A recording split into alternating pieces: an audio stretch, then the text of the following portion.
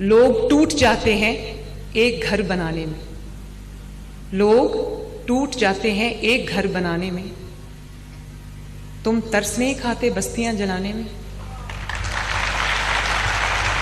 ہم کام کر رہے ہیں، دن رات محنت کر رہے ہیں، لیکن افسوس کی بات ہے کہ اپنی ذمہ داریاں پہچاننے کے بجائے کہ وہ اپنا جو فوکس ہے وہ اپنی ذمہ داریوں پہ رکھیں، اپنی خدمت میں رکھیں، اپنے صوبوں کے عوام کی خدمت میں رکھیں، ان کا پورا فوکس جو ہے وہ گالم گلوچ پہ، گھراؤ، جلاؤ، آگ لگا دو، مار دو، مر جاؤ، پولیس والوں کے سر پھاڑنے پہ۔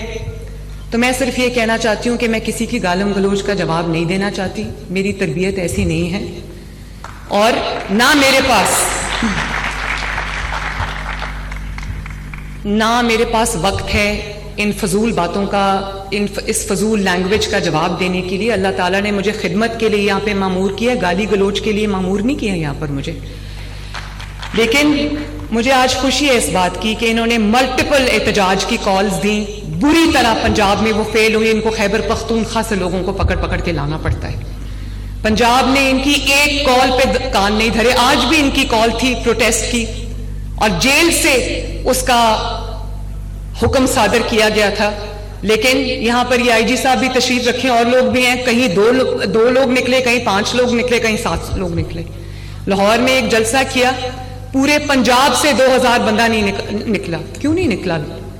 ابھی انہوں نے پنڈی میں کال دی، وہ ڈرامہ کیا، انہوں نے وہاں سے چلے یہاں آنے لگے، اور وہ راستے میں اتنا ڈرامہ کیا، گاڑیوں کی چھتوں پر میری پنجاب پولیس کو انہوں نے 6-8 لوگوں کے پنجاب پولیس کے جو جوان ہیں ان کے سر پھاڑے۔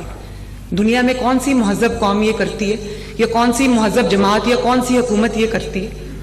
اگر آپ یہ سمجھیں گے کہ آپ ایک صوبے کے مقابلے میں دوسرے صوبے کو لا کے کھڑا کر دیں گے تو انشاءاللہ تعالی ہم پاکستانی ہیں، صوبے بعد میں ہم یہ انشاءاللہ ہونے نہیں دیں گے۔ اور لوگ کیوں انٹرسٹ نہیں لے رہے؟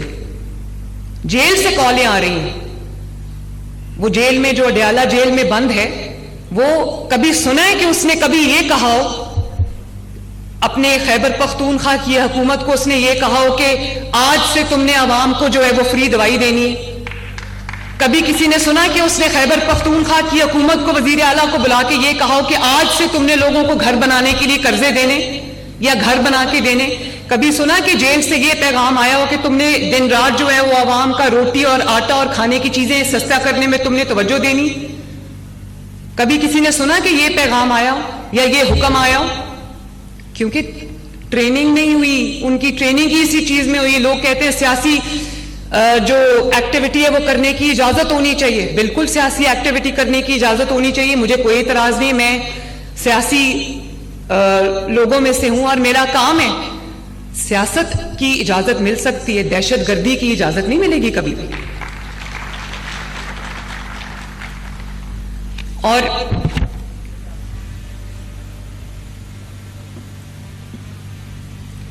میں نے تو کبھی نہیں سنا کہ جیل سے کبھی پیغام آیا ہو کہ ہیلتھ کارڈ دے دو، جیل سے کبھی پیغام آیا ہو کسانوں کو کسان کارڈ دے دو، میں نے تو کبھی یہ باتیں نہیں سنی۔ ہمیشہ سنا ہے کہ وہاں پر آگ لگا دو، وہاں پہ گھراؤ کر لو، وہاں پولیس والوں کے سر پھاڑ دو۔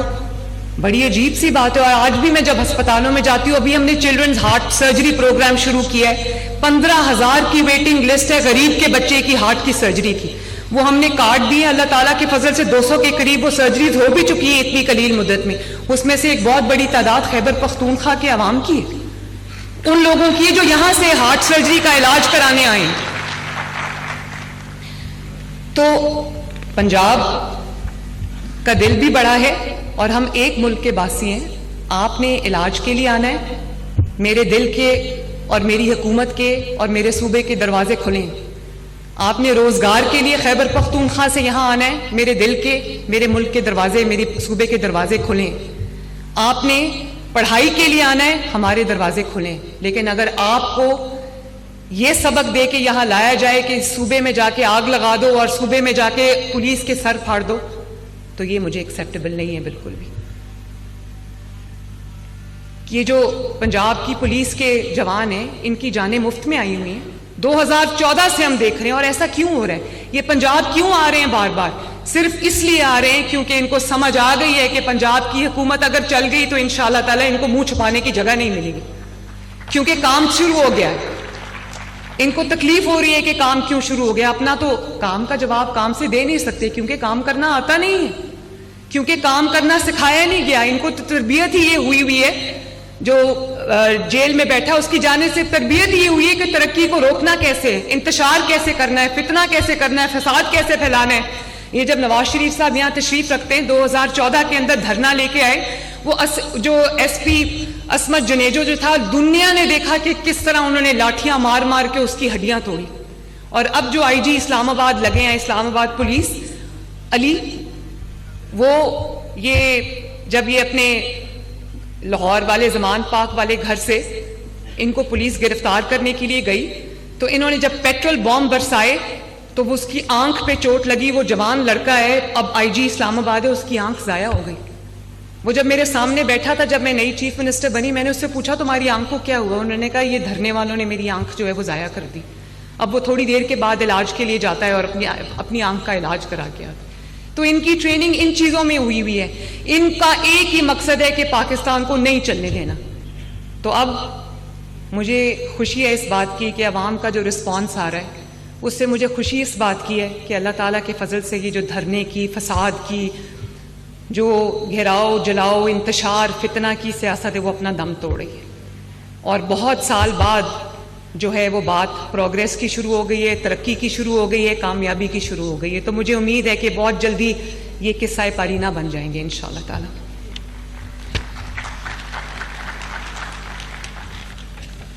اور ابھی میں راستے میں جب اپنے آفس سے یہاں آ رہی تھی تو میں نے کلینکس آن ویلز دیکھا۔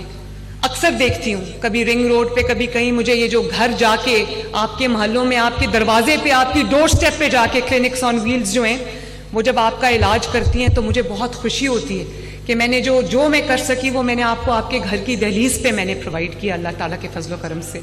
اور آپ یہ بھی دیکھو، آج میں صبح ڈینگی پر میٹنگ کر رہی تھی، راولپنڈی میں ڈینگی کی جو وبا ہے وہ کچھ پھیلی ہے، تو انہوں نے مجھے بتایا کہ ہم نے بہت حد تک control in clinics on Wales کی وجہ سے کیا ہے، کیونکہ یہ گلی گلی، محلے محلے، گھر گھر جا رہی ہیں، اسکریننگ ہو رہی ہے لوگوں کی ماشاءاللہ۔